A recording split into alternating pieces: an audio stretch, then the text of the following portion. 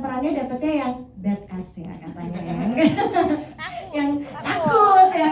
Nah, terus sekarang dapat peran yang Kiyomo itu kamu gimana sih caranya merubah itu dan ya memaknai peran ini? Apa yang bisa diambil juga dari karakter dia? Iya sih, aku juga tahu bahwa aku tuh sering di stereotype perannya tuh selalu badass atau enggak cewek-cewek yang emo, depresif gitu.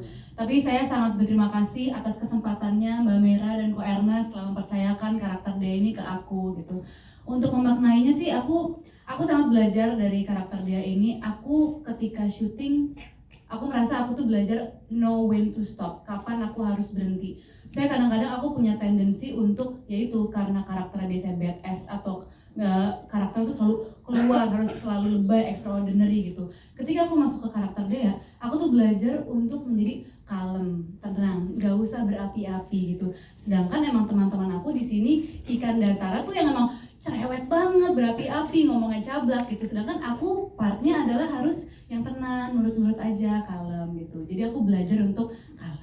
Yin yang ya ini ya persahabatannya ya.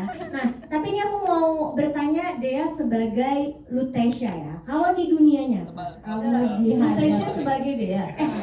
Sebagai justru emang jadi bukan jadi sebagai orang yang nyata di dunia nyata sebagai Lutetia. Kalau dihadapkan dengan pilihan seperti Dea, nah kamu akan memilih Mas Bimo. Saya sih Eka, saya lagi Eka. Benar-benar. Mas Bimo atau Opa Julian nih? Kalau di awal film sih saya Opa Bimo. Opa Bimo. Soalnya ya terus terang benar-benar ya lurus-lurus aja, mapan, sudah matang, sudah terlihat lah visioner gitu.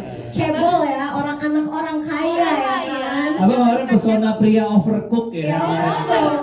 Betul. Tapi kalau di akhir film kayaknya saya milih diri sendiri. Wow. Kenapa tuh dia diri sendiri? Untuk self love aja, kayak ya self love aja dulu. Oke, baiklah. Itu dia. Nah, sekarang kita berpindah ke Jerome nih tadi ya. Jerome ini kayaknya kalau di film kita lihatnya banyak masalah. Pas banyak masalah bukannya diselesaikan tapi kabur ya. 4 tahun lama banget say, kabur 4 tahun. Itu tuh gimana sih meranin seorang Jerome yang ya masalahnya banyak tapi tetap pengen terlihat green flag di depan Dea. Halo semuanya. Pertama aku mau bilang terima kasih dulu buat teman-teman yang udah nonton, udah luangin waktu di sini. Apa tadi? Oke, singkatnya adalah Jerome ini kompleks ya. Oke, enggak gini. Tolong jelasin soal Si Julian ya. Julian ya. Si Julian ini dia tuh kenapa dia kabur? Karena itu masalah dia tuh berat banget. Dan dia punya satu cinta di hidupnya. Pertama, cintanya adalah terhadap ibunya. Jadi kemanapun ibunya pergi, dia ikut. Karena dia merasa dia harus selalu menjaga ibunya. Ini interpretasi Jerome ya? Benar kok, benar. Oh bukan. Jadi mau ibunya ke Afrika, mau ibunya ke manapun dia ikutin. Kebetulan ini ke Korea, jadi dia ikutin. Belum tentu si Julian ini sebetulnya mau ke Korea.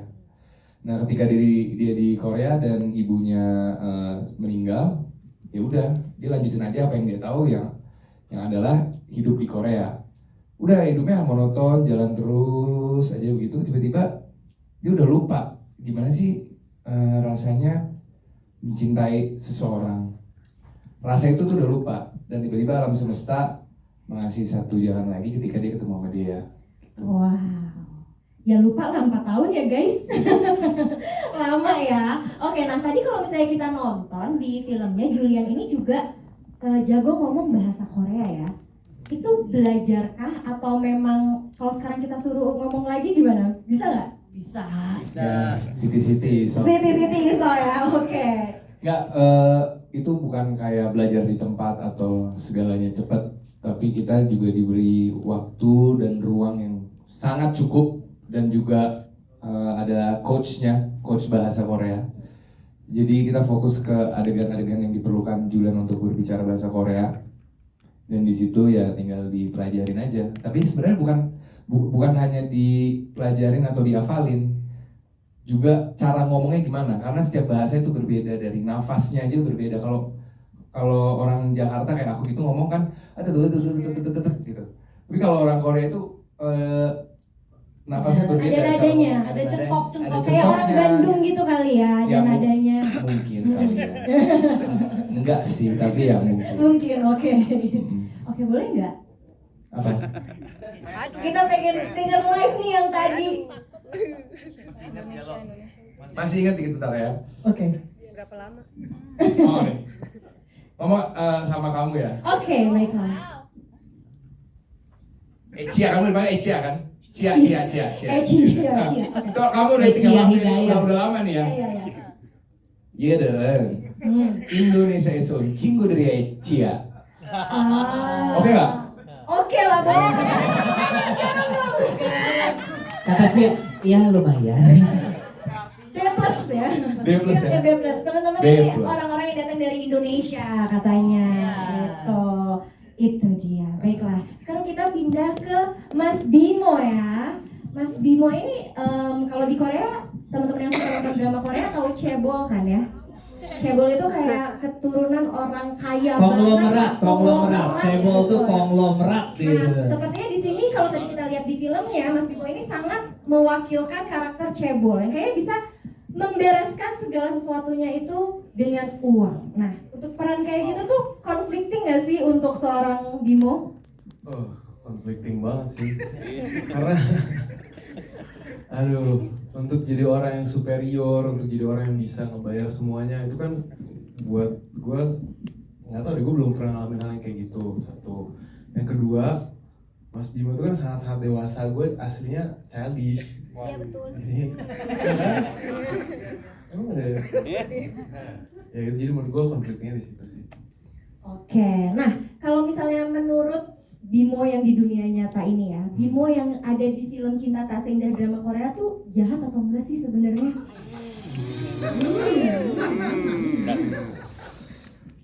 Kayak teman-teman udah bisa ngejawab tadi dengan penuhnya ya. Menurut gue sih, menurut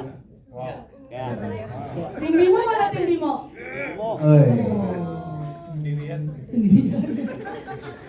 terima kasih. Ada lah. Emang Julian nih?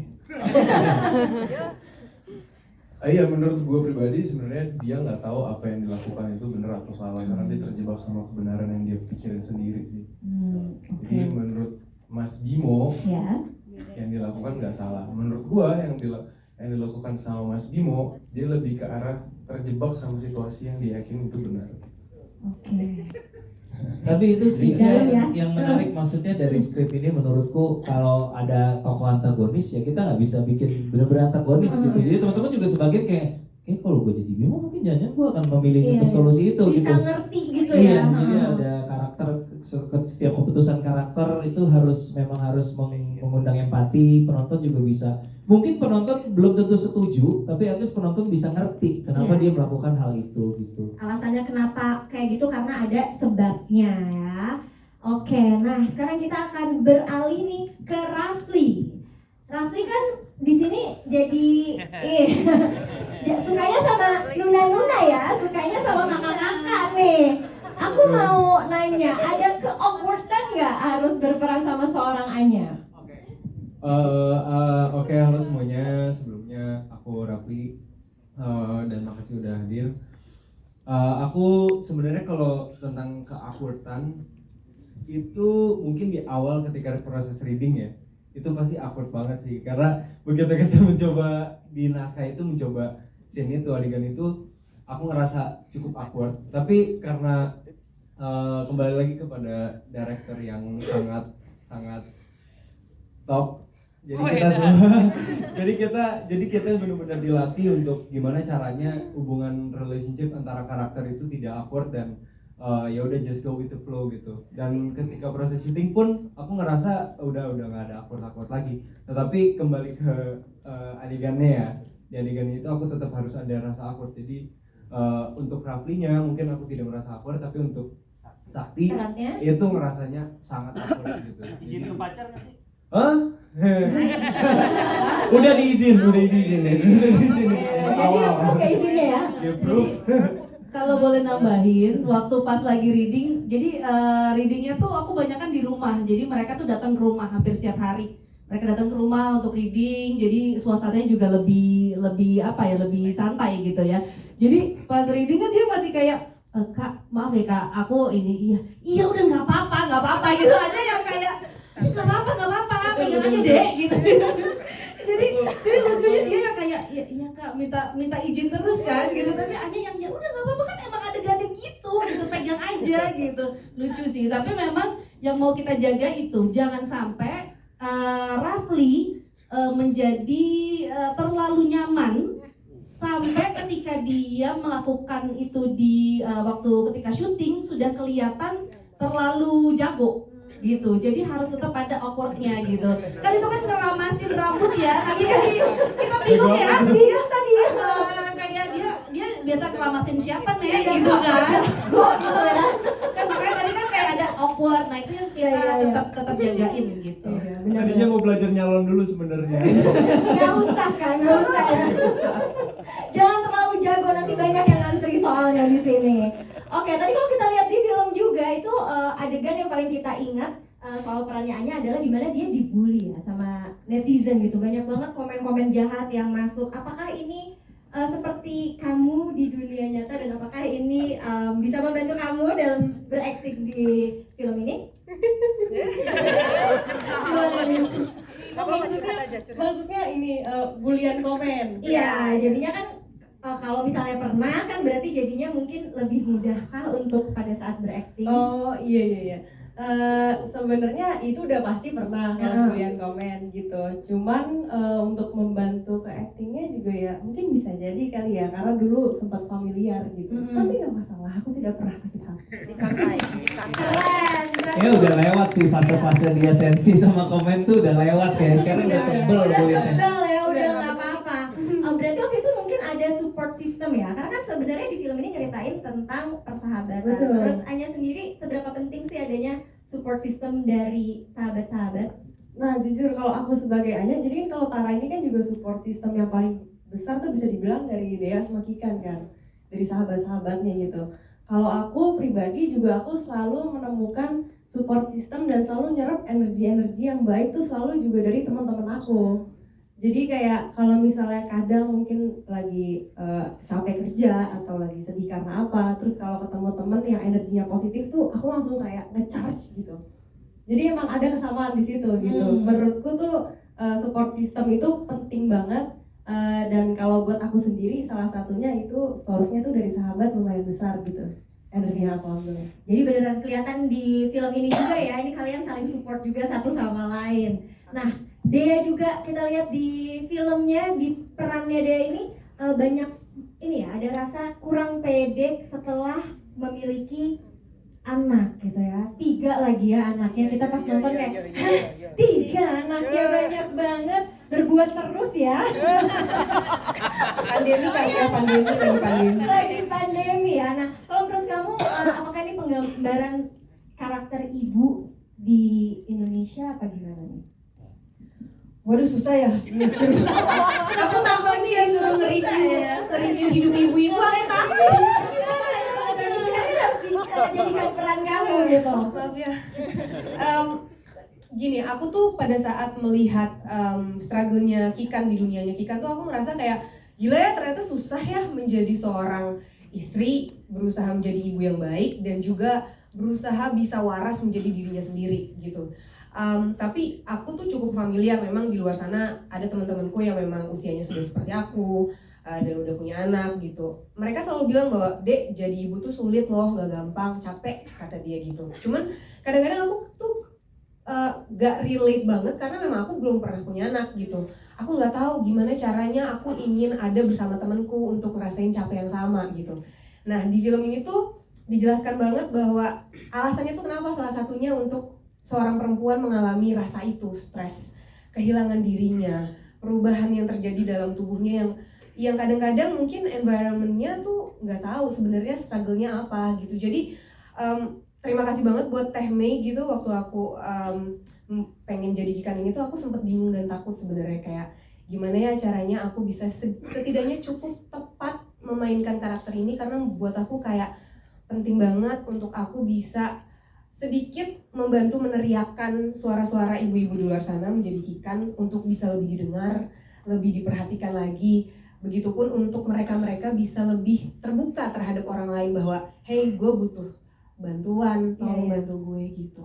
Oke, tapi menurut aku sih kalau aku lihat itu yang bagian paling sedih adalah walaupun aku juga belum jadi ibu, cuman pas dia ngaca itu kayak aku merasa sedih dan atau karena aku pisah Iya. aku jadi nangis Aku gitu. princess, tapi aku ngerasa setelah aku ngobrol terus sama Teh Meira juga sharing banyak hal tentang kejadian-kejadian yang terjadi dalam dirinya.